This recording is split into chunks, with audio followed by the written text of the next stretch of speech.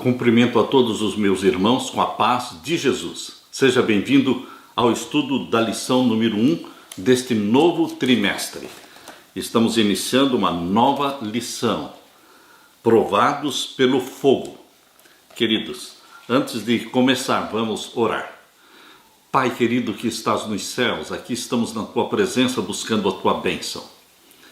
Pedimos que o Espírito Santo, prometido por Jesus, seja derramado sobre mim e os meus irmãos, para que o Senhor abra a nossa mente, para entendermos as mensagens de ânimo, de coragem, de incentivo que o Senhor tem para nós nesta lição, provados no fogo.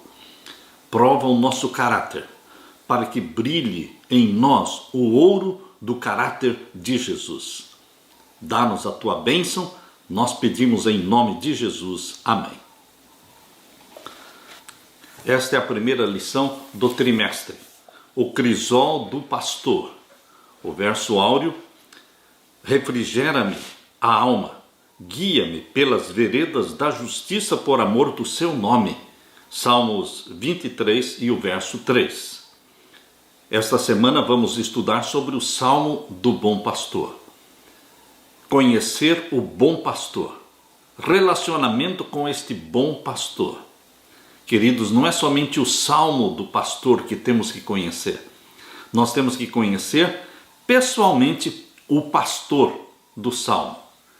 Ele é bondoso, ele é amável, ele é amigo, ele é um suporte, é um apoio para todas as horas difíceis que você encontrar.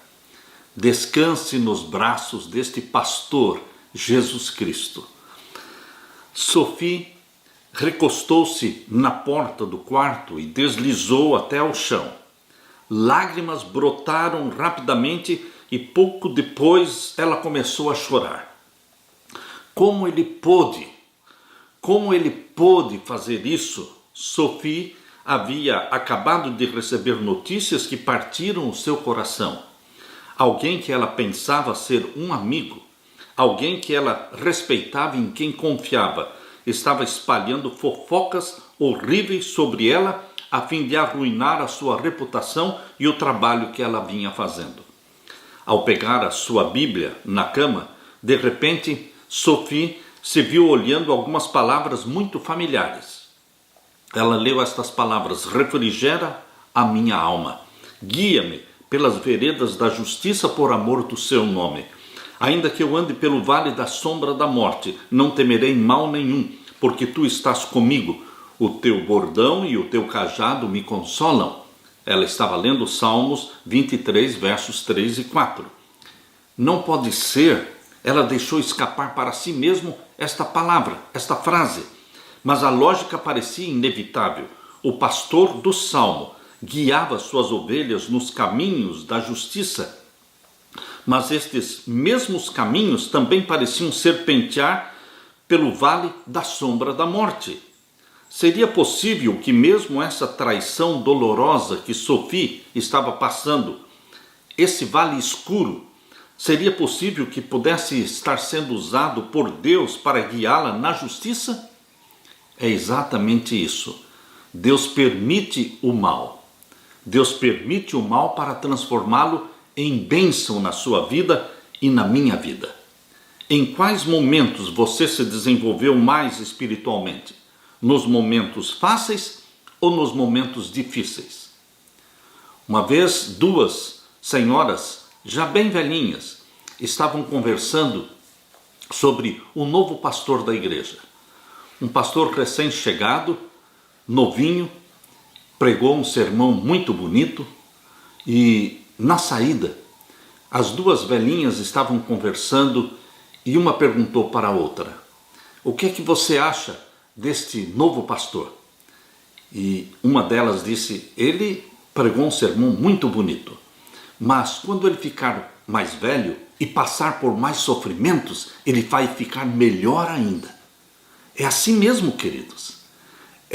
O sofrimento é a escola das provações que nos amadurecem, que nos ajudam a entender as pessoas, que nos ajudam a chorar com os que choram, a se alegrar com os que se alegram, a sentir compaixão Jesus Cristo quer desenvolver em você este ouro do caráter dele.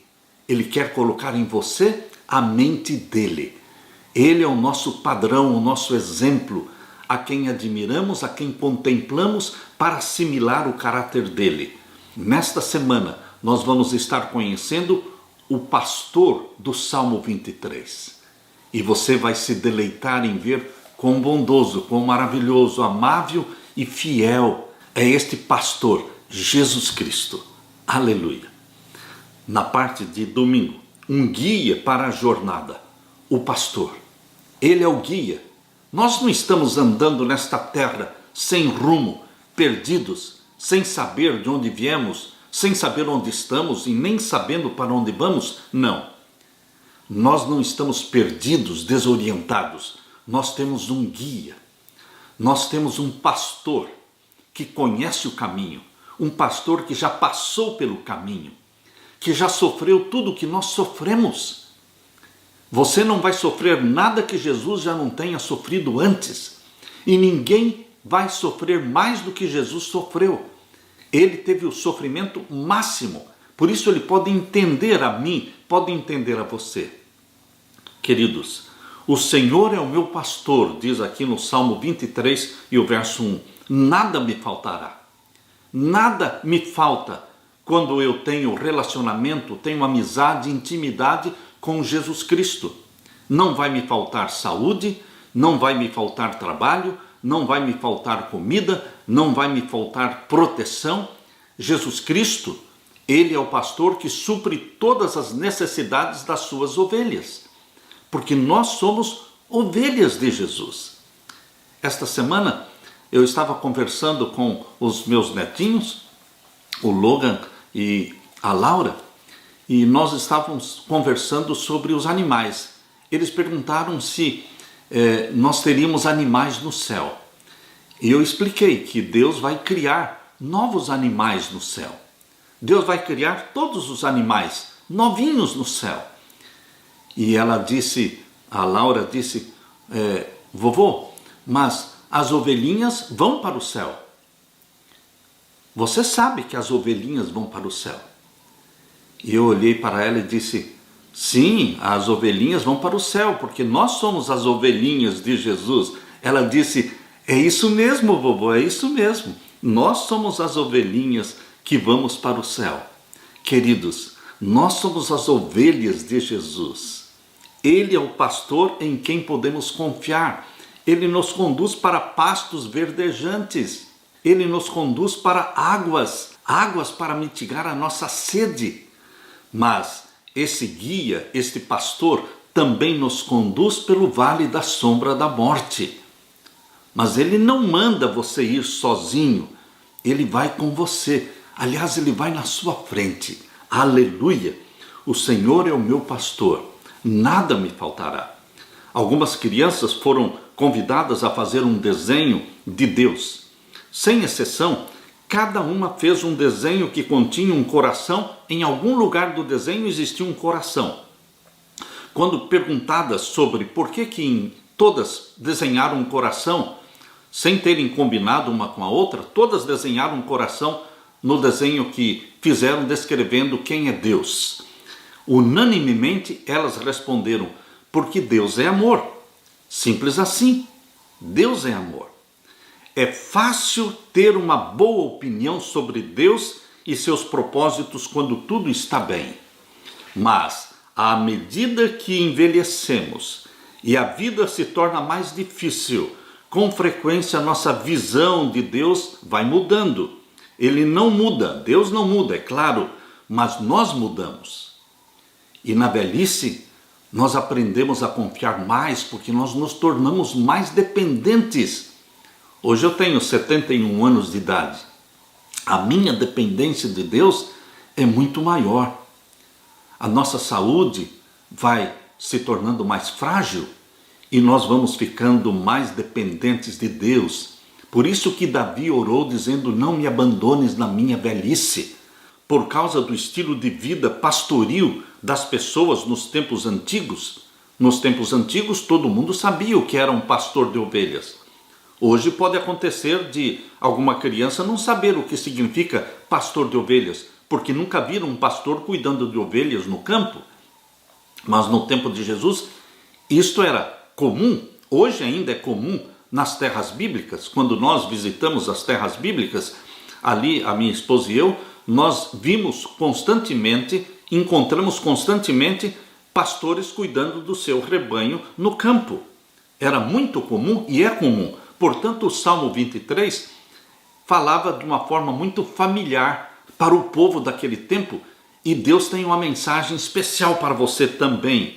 Salmo 23 usa a imagem de um pastor para descrever a maneira pela qual Deus cuida de nós. É uma imagem maravilhosa e imutável. Antes de irmos ao Salmo 23, examinemos como diferentes escritores da Bíblia entendiam a obra e o caráter do pastor. Abra sua Bíblia agora em Jeremias, capítulo 23. Jeremias, capítulo 23, vamos ler o verso 3 e 4. Jeremias, capítulo 23, e o verso 3 e 4. Aqui nós lemos. Veja como Jeremias entendia o caráter deste pastor, que é Jesus Cristo. E eu mesmo recolherei o resto das minhas ovelhas de todas as terras para onde as tiver afugentado, e as farei voltar aos seus apriscos, e frutificarão e se multiplicarão. As ovelhas se espalhavam, mas Deus diz, eu mesmo recolherei o resto das minhas ovelhas de todas as terras. E agora diz o verso 4, e levantarei sobre elas pastores que as apacentem, e nunca mais temerão, nem se assombrarão, e nenhuma delas faltará, diz o Senhor. Aqui Deus, o pastor acima de todos os pastores, diz que ele levantaria pastores que tinham o coração dele, o caráter dele. Levantarei sobre elas pastores que as apacentem. Aqui está a imagem de Deus como pastor e de Deus também constituindo pastores associados que vão cuidar das ovelhinhas de Jesus aqui na terra. Você e eu somos ovelhas de Jesus. E queridos, lemos também em Ezequiel capítulo 34, verso 12. Ezequiel capítulo 34 e o verso 12. Aqui nós lemos. Assim buscarei as minhas ovelhas e as farei voltar de todos os lugares por onde andam espalhadas, no dia da nuvem e da escuridão. Mais uma imagem do pastor, do sumo pastor. Ele não abandona as suas ovelhas. Mesmo as extraviadas serão buscadas, serão recolhidas. Assim buscarei as minhas ovelhas e as farei voltar de todos os lugares por onde andam espalhadas. E agora lemos também em João capítulo 10, o Evangelho de João capítulo 10 e os versos 14 a 16. Aqui lemos, eu sou o bom pastor e conheço as minhas ovelhas e das minhas ovelhas sou conhecido. A imagem do bom pastor é a imagem mais peculiar de Jesus Cristo, a mais atrativa. Aqui nos ensina mais lições sobre como Jesus nos trata. Aliás, queridos, nas catacumbas de Roma, quando eles descobriram as catacumbas de Roma, ali onde muitos cristãos se escondiam, onde eles adoravam a Deus, nas catacumbas de Roma, eles encontraram muitos desenhos. E o mais familiar de todos era o desenho do pastor com a sua ovelhinha. O pastor com a sua ovelhinha. Este é o desenho que mais atraía, que mais agradava o povo de Deus no passado. Pense em Jesus Cristo com você nos braços. Jesus Cristo não somente cuida de você, ele carrega você. Ele alimenta você. Ele cura as feridas quando nós nos ferimos. Queridos, aqui diz também no verso 15, capítulo 10 de João e o verso 15. Assim como o Pai me conhece a mim, também eu conheço o Pai e dou a minha vida pelas ovelhas. Jesus Cristo é o pastor que deu a vida por você. Ele deu a sua vida, ninguém a tirou forçosamente. Ele poderia muito bem ter decidido não morrer na cruz, porque ele não tinha pecado. Ele poderia muito bem ter voltado para o céu, porque ele não tinha pecado. Ele nasceu sem pecado e ele viveu uma vida sem pecado. Mas, queridos, ele decidiu morrer por você. Eu dou a minha vida pelas minhas ovelhas, disse Jesus. E aqui diz o verso 16, ainda tenho outras ovelhas que não são deste aprisco. Não era somente no meio do povo judeu, mas era no meio do povo gentio, em todas as nações da terra. Deus tem suas ovelhas, no budismo, no hinduísmo, no islamismo, no espiritismo, mesmo no mundo ateu, no ateísmo, Deus tem suas ovelhas. Pessoas que serão buscadas, pessoas que serão atraídas e serão salvas. Por isso Jesus está dizendo, ainda tenho outras ovelhas que não são deste aprisco. Também me convém agregar estas, e elas ouvirão a minha voz, e haverá um rebanho e um pastor. Bendito seja Deus, porque esta é uma promessa, esta é uma profecia. Haverá um rebanho e um pastor. Eu sou uma ovelha de Jesus Cristo, você também. E queridos, muito em breve, quando Jesus voltar, ele vai reunir todas as ovelhas deste planeta Terra. E então haverá um rebanho e um pastor. Seremos arrebatados para o céu. Abra sua Bíblia agora na primeira carta de Pedro, o capítulo 2 e o verso 25. A primeira carta de Pedro, o capítulo 2 e o verso 25. Aqui nós lemos. Porque éreis como ovelhas desgarradas, mas agora tendes voltado ao pastor e bispo das vossas almas. Éramos ovelhas desgarradas. Éramos. Louvado seja Deus. Isto está no passado. Hoje nós somos ovelhinhas de Jesus. E como disse a minha netinha, as ovelhinhas são os animaizinhos que irão para o céu, sim. Somos ovelhinhas de Jesus Cristo. Ele é o bispo das nossas almas. Éramos desgarradas, mas hoje pertencemos a Jesus. O Salmo 23 é o salmo que preenche todas as nossas necessidades. Uma vez, quando eu tive uma crise no nervo ciático, por 8 anos eu sofri com o nervo ciático, dores incríveis. E numa noite lá na Andrews, quando estávamos, recém chegamos a Andrews para fazer os nossos estudos, eu tive uma crise do nervo ciático. E eu senti aquelas agulhadas, aquelas dores terríveis. E então, minha esposa disse, Samuel, vá repetindo, vamos repetir juntos. O Senhor é o meu pastor, nada me faltará. O Senhor é o meu pastor e nada me faltará. E nós fomos repetindo esta frase do bom pastor, até que eu consegui me acalmar e consegui dormir. Queridos, o Senhor é o meu pastor, nada me faltará. Fale, repita, memorize, confie neste pastor que tudo pode. Aleluia! Na parte de segunda-feira, locais na jornada. Abra sua Bíblia, vamos ler então Salmos 23, verso 1 até o verso 3.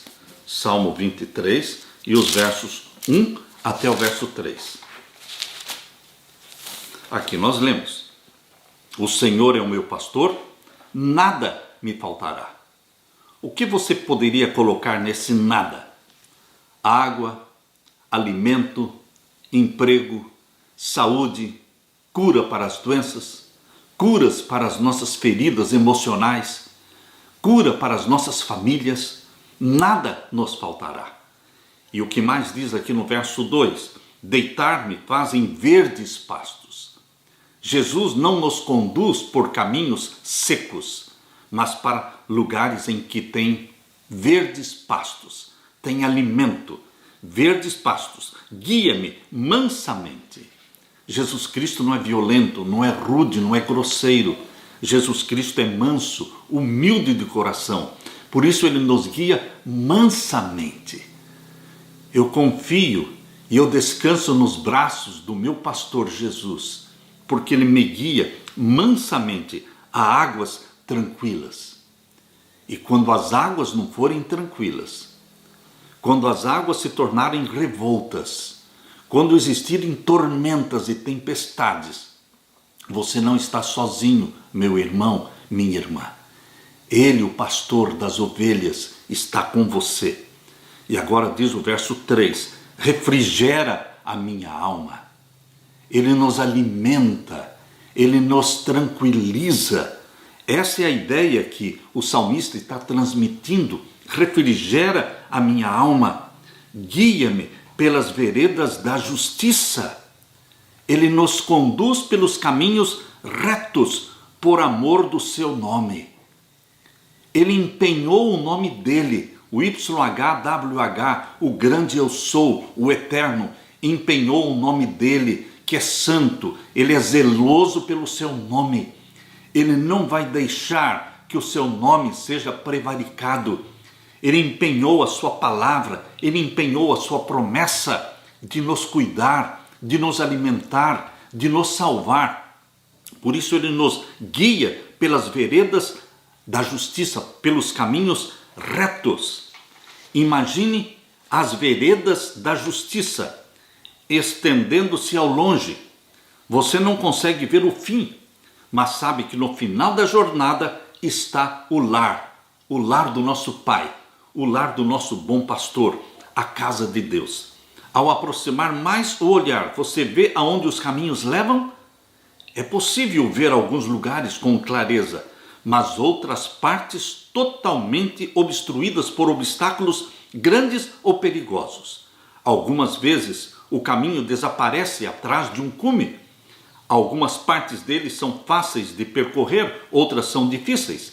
Foi exatamente assim quando Israel viajou do Egito para a terra prometida. Deus os conduziu por um deserto. Podendo conduzir o seu povo por um caminho mais fácil e mais curto, um caminho que Jacó e a sua família, todos fizeram este caminho lá de Canaã até o Egito. Eles foram e voltaram, eles vinham comprar alimento ali e voltavam para Canaã. Então era um caminho que não era tão longe, mas Deus escolheu conduzir o povo de Israel pelo caminho mais longo, levando-os pelo deserto, porque Deus queria que eles fizessem a travessia do deserto. E esta travessia durou 40 longos anos. E foi durante esses 40 longos anos que Deus preparou o seu povo para entrar na terra prometida. Sabem, meus queridos, é durante a travessia do deserto que Deus está nos preparando para entrar na terra prometida, o céu, o novo céu e a nova terra. Deus não pode colocar o seu povo repentinamente lá no céu. Nós estaríamos despreparados. A angústia, ou seja, o pecado poderia voltar a existir. Deus está preparando o seu povo para a terra prometida. Você e eu estamos atravessando pelo deserto e Deus escolhe nos levar pelo deserto mais longo, onde existe sol causticante durante o dia, existe frio durante a noite, mas Ele está mostrando que Ele é Deus, Deus é Deus e Ele cuida de nós. Porque Davi, aqui no Salmo 23, chama o caminho de veredas da justiça, caminhos retos. Por quê?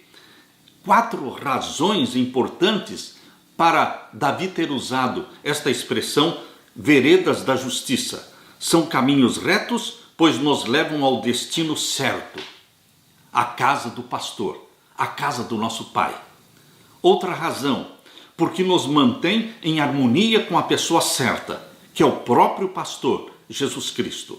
A terceira razão, porque nos treinam para sermos pessoas retas, como o pastor, assimilando o caráter do pastor, que é um caráter de justiça e de retidão, nós também nos tornamos pessoas corretas.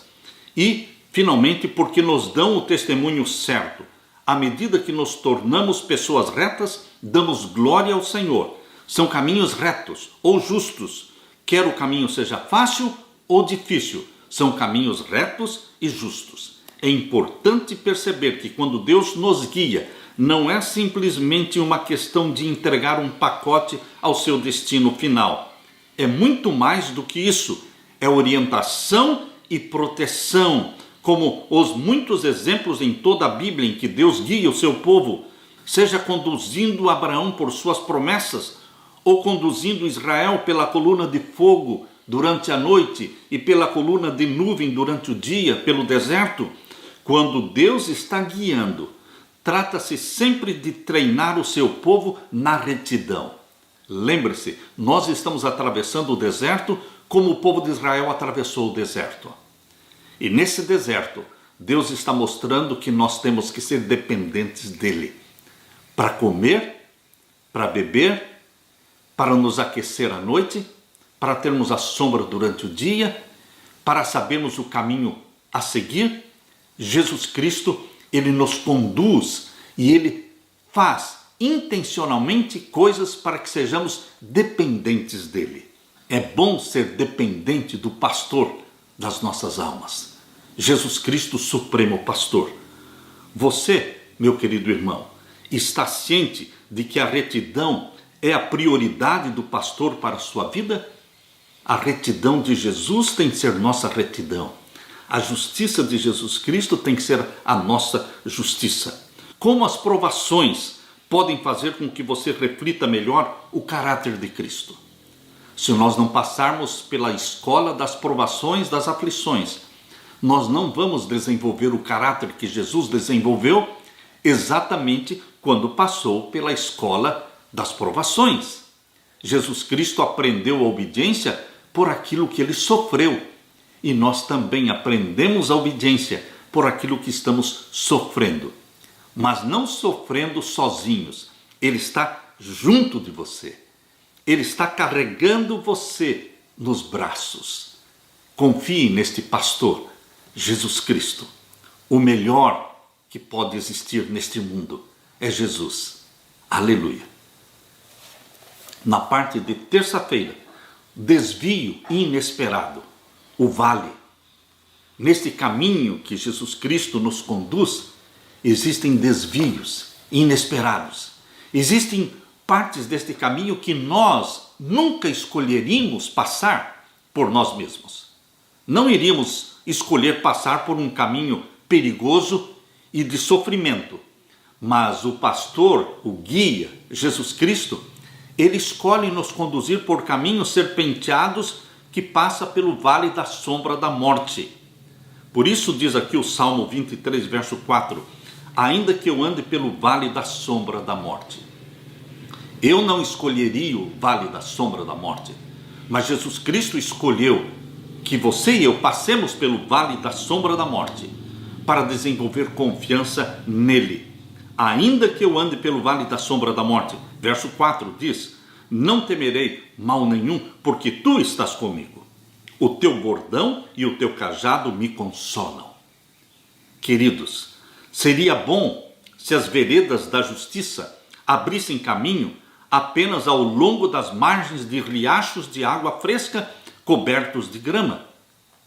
Seria maravilhoso, mas não foi assim que Davi pintou a cena.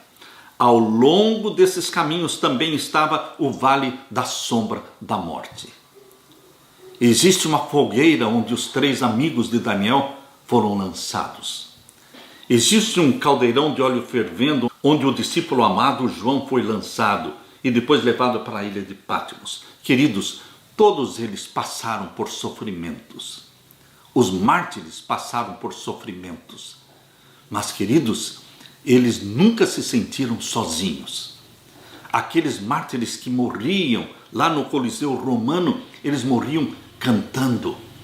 João Hus, quando foi queimado, ele cantava enquanto as chamas subiam.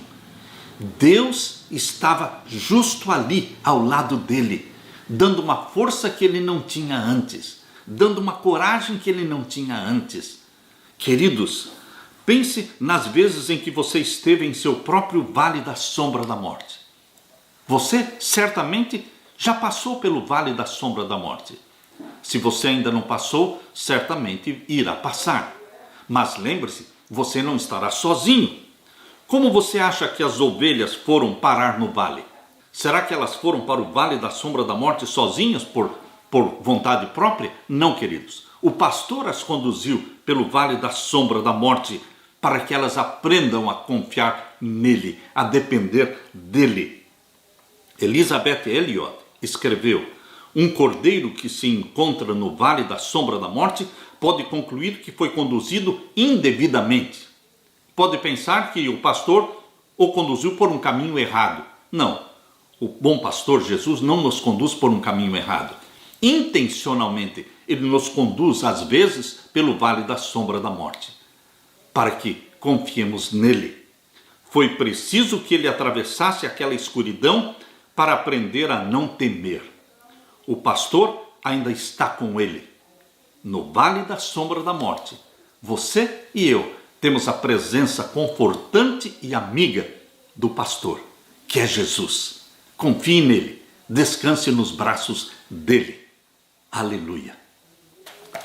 Na parte de quarta-feira, desvio inesperado, a mesa rodeada.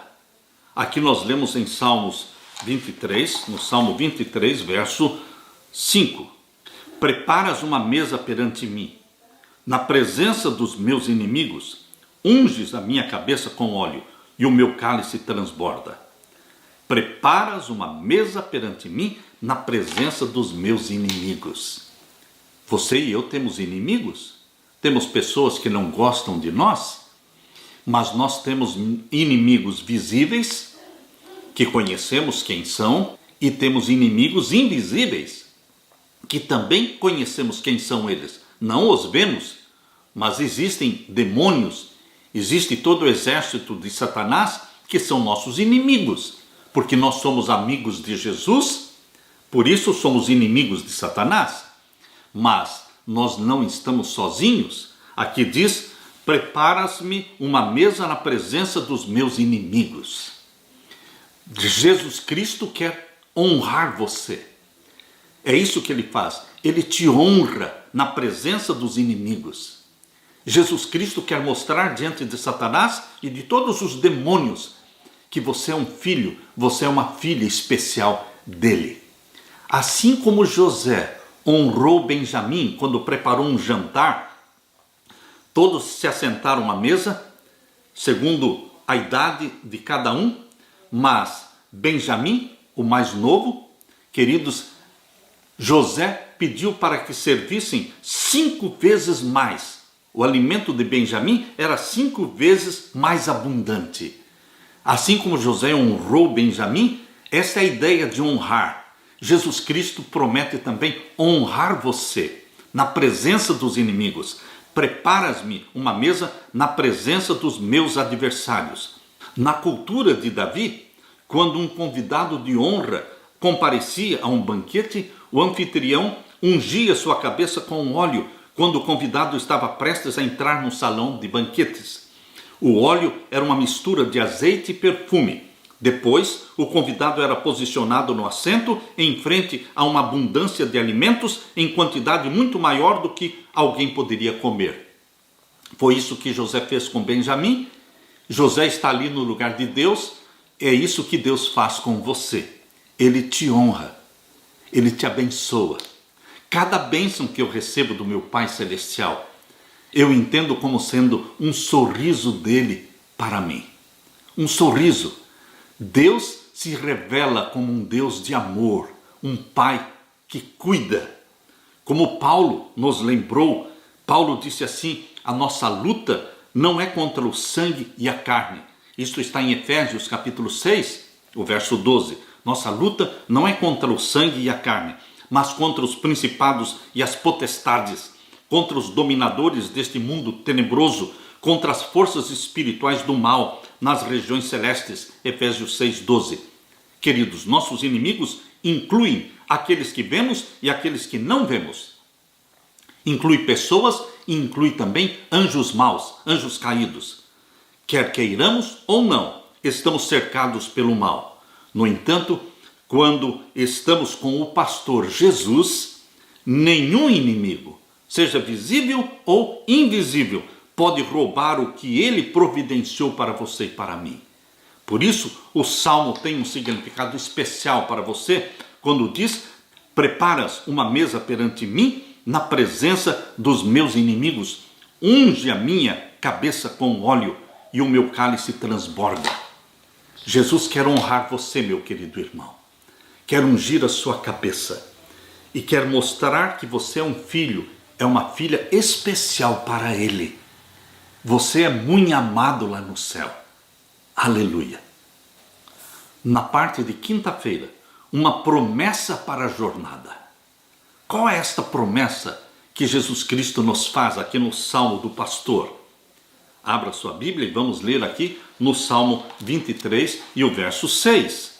Certamente que a bondade e a misericórdia me seguirão todos os dias da minha vida, e habitarei na casa do Senhor por longos dias, eternamente. A bondade e a misericórdia me seguirão. A ideia no original, neste verbo, me seguirão, é perseguirão. A bondade e a misericórdia de Deus me perseguirão. Você se sente sendo perseguido pelo amor de Deus? Pela bondade de Deus, pela misericórdia de Deus? Uma vez um poeta escreveu uma poesia onde ele mostra o pecador como sendo uma caça fugindo do cão de caça. E então a caça foge, mas o cão de caça corre atrás. Sobe montanhas, desce os vales. Aquele animal que está fugindo do cão de caça, ele está exausto. E chega um momento em que a caça não aguenta mais e o cão de caça alcança e apanha. Queridos, nesta poesia, ele coloca o cão de caça como sendo Deus, o amor de Deus. E nós somos a caça. O amor de Deus nos perseguindo. O amor de Deus não desiste de nos perseguir, até que nos cansemos, exaustos, e então o amor de Deus nos alcança e nos apanha e nos envolve. É essa ideia que o Salmo 23 está deixando para você. Certamente que a bondade e a misericórdia me perseguirão. Você se sente perseguido pela bondade, pela misericórdia e pelo amor de Deus? Onde você for, Deus irá atrás de você, porque Deus não desiste de você.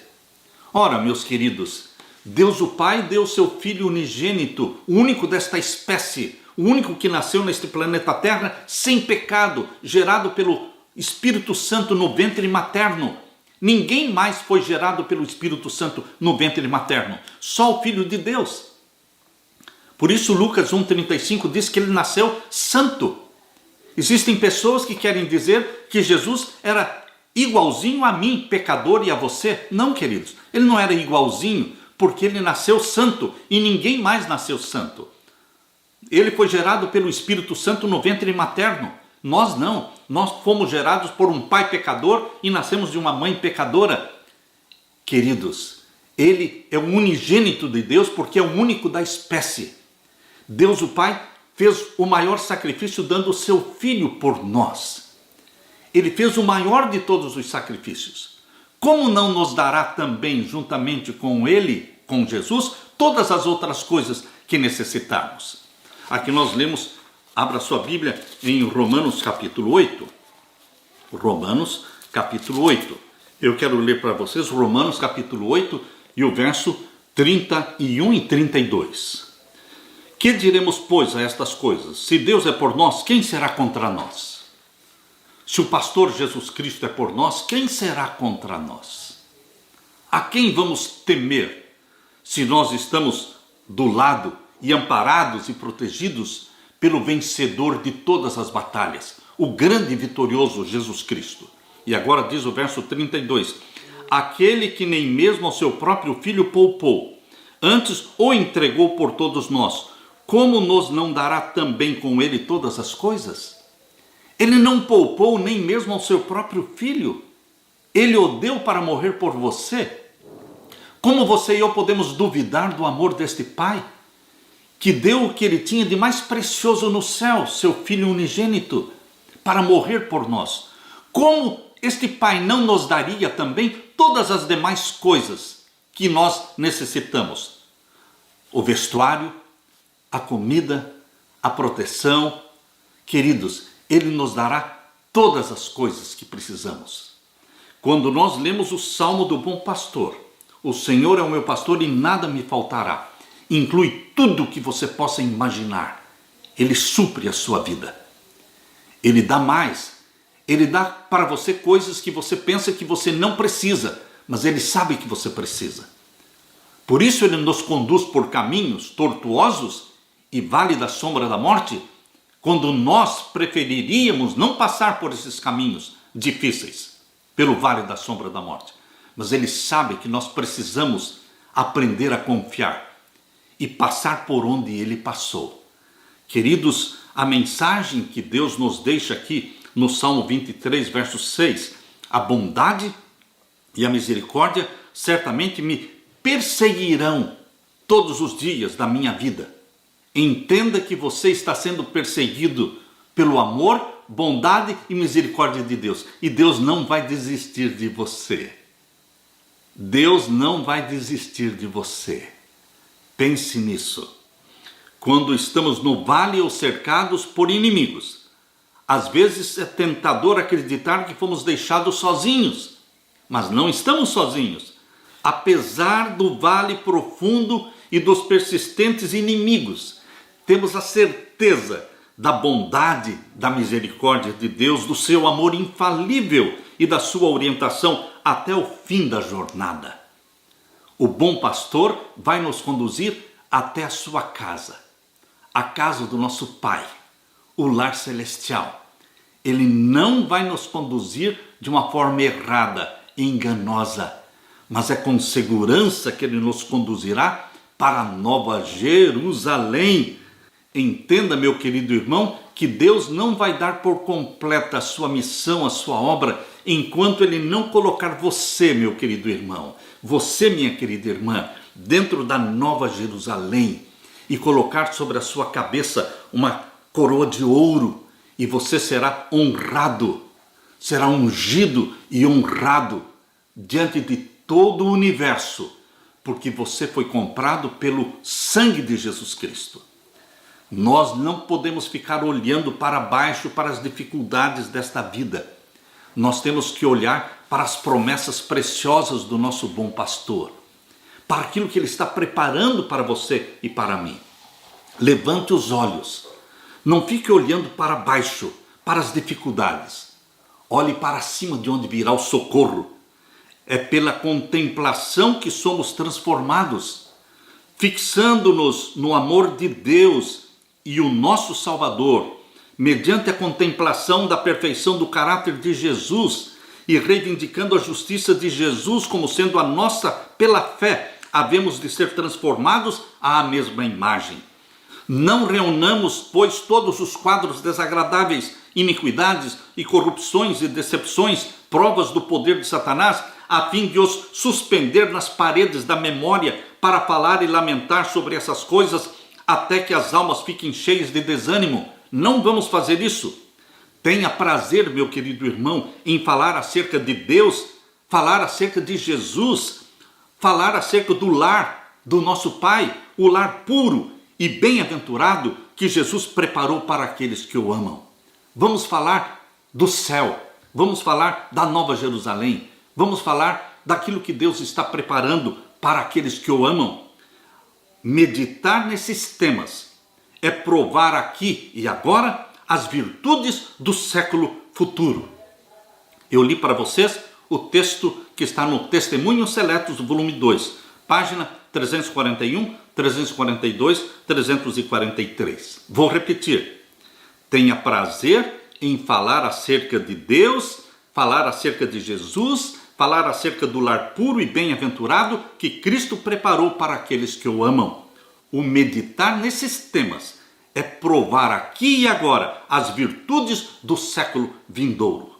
Na meditação matinal de 1995, na página 88, diz assim: olhem para cima, vocês que são provados, tentados e estão desanimados, olhem para cima. É sempre seguro olhar para cima. É fatal ficar olhando para baixo. Se olharmos para baixo, a terra vai tremer e oscilar sob os nossos pés. Coisa alguma é segura quando ficamos olhando para baixo. O céu sobre nós é calmo e firme, e há auxílio para cada ascensionista. A mão do infinito estende-se lá do céu para segurar as nossas em vigoroso aperto.